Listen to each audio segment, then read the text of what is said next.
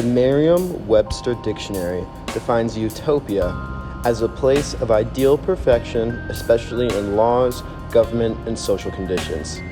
Rapid technological advancements in the 19th and early 20th centuries led modernist thinkers to believe that such conditions were attainable. The rise of automobiles and industrial machinery defined a new age of living that city planners and architects believed that the built environment should reflect. In his manifesto, Toward an Architecture, Le Corbusier argues that buildings should follow the machine's model of reason and efficiency. These ideas manifest in his Radiant City Plan, his vision for a city that is subdivided into zones for living and working. While its design emphasizes cleanliness and accessibility of spaces, the city's tabula rasa approach disregards the lifestyles that exist before its construction. Inspired by such attitudes, city planners popularized the trend of urban renewal in the mid-19th century, which involved the demolition of aged structures to construct new facilities for upper-class communities. In 1961, columnist Jane Jacobs attacked these trends in urban planning with her book, The Death and Life of Great American Cities. To her, urban renewal projects tainted cities by displacing residents and the dynamics that they have established within their neighborhoods. Upon its publication, Death and Life received immediate criticism, and scholars still question Jacobs' argument today.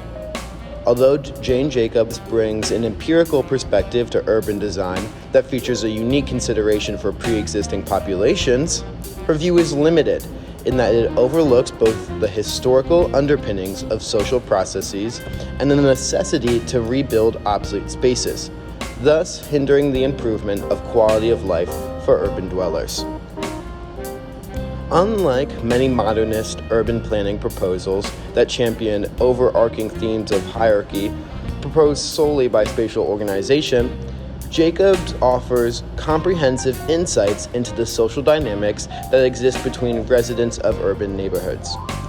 In doing so, she advocates for a shift away from abstract concepts of space to the people that inhabit space themselves.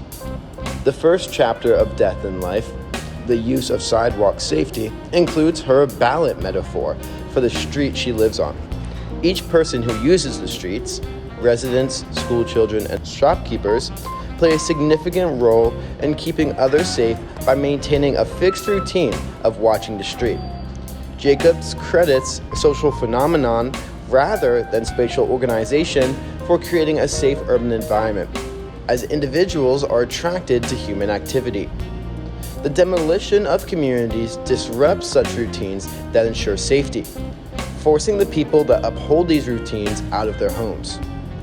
Jacobs used this framework to advocate against the construction of the Lower Manhattan Expressway, a transportation infrastructure project that would have displaced 2,000 families residing in prosperous neighborhoods.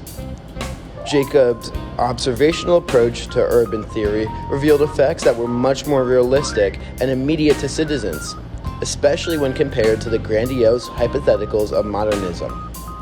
This immediacy pushed community members to join Jacobs in protesting against the expressway, prompting the mayor to cancel its construction. As a vehement opponent to top-down planning, Jacobs' emphasis on how residents of a neighborhood already live and interact with one another forms her most beneficial contribution to urban design. Although the book's argument helped to stop harmful urban renewal projects, criticisms have been continuously expressed since its publication. In their article, Limits of Diversity, Justin Steele and Laura Delgado criticized the inadequacy of Jacobs' argument for diversity, as she assumes that diverse spaces, such as buildings of different ages in the neighborhood, result in diverse populations.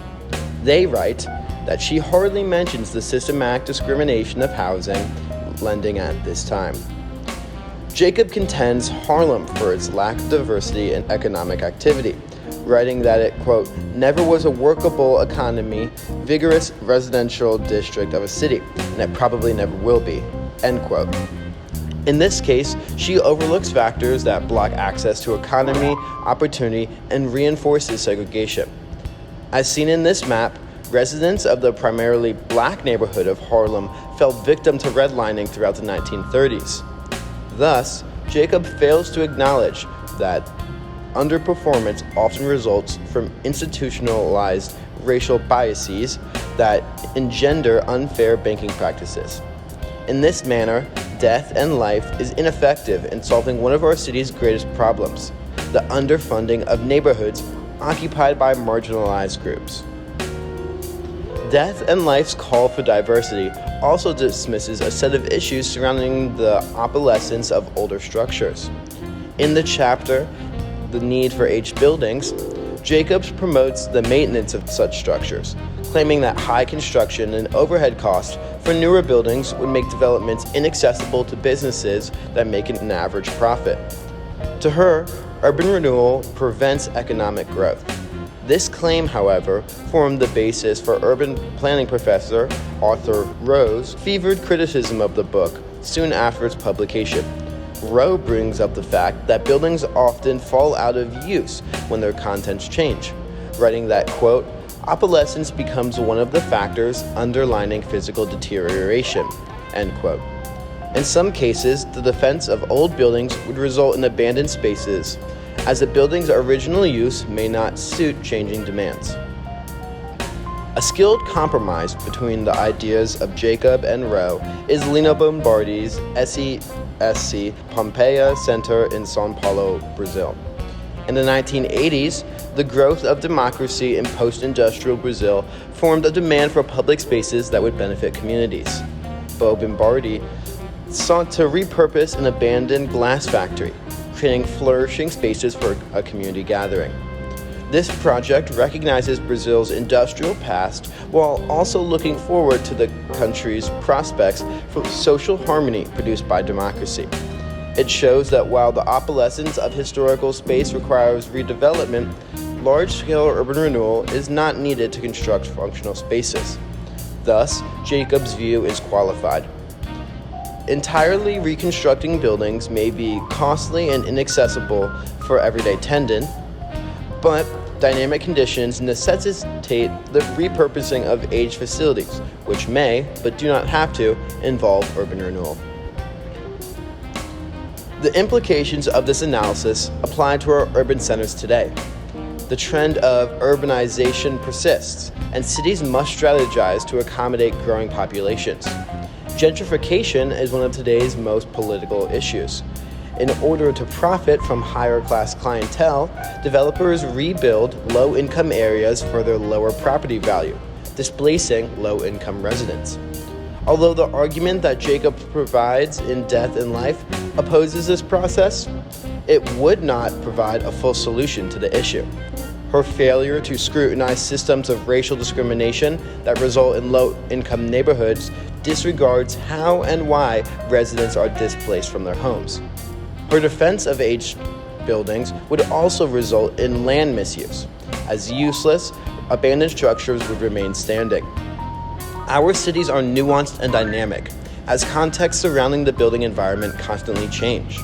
Yet, many of these phenomena are deeply rooted in ideas of prejudice formed centuries ago. As it is characterized by an obstinacy to follow neighborhoods with privileged populations, Jacob's perspective is too narrow to solve the issues that face our cities. We need both the willingness to adapt to changing surroundings as well as the ability to challenge institutional conventions to make a true utopia for all.